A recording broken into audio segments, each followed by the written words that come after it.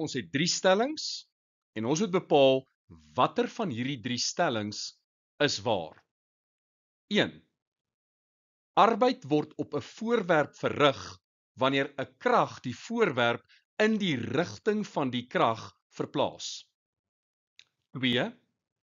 Meganiese energie van 'n stelsel bly behoue wanneer 'n eksterne krag geen arbeid op die stelsel verrig nie. En 3. Die arbeid deur 'n netto krag op 'n voorwerp verrig is gelyk aan die kinetiese energie van die voorwerp. Die korrekte antwoord is B. Slegs 1 en 2. Kom ons kyk na stelling 1. Arbeid word op 'n voorwerp verrig wanneer 'n krag die voorwerp in die rigting van die krag verplaas. Nou, jy is bekend met die definisie van arbeid in fisika.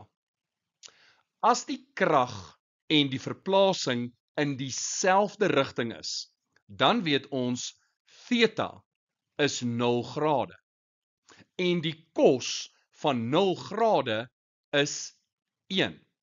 So, dan is die arbeid W gelyk aan die krag vermenigvuldig met die verplasing.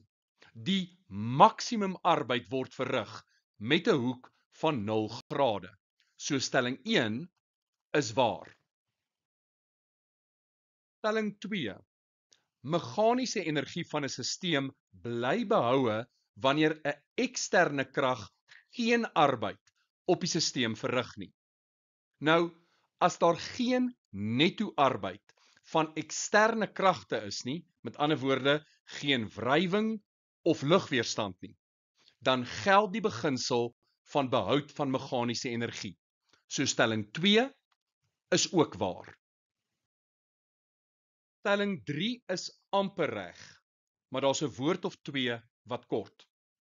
Die arbeid verrig deur 'n netto krag is gelyk aan die verandering in die kinetiese energie, nie net die kinetiese energie self nie.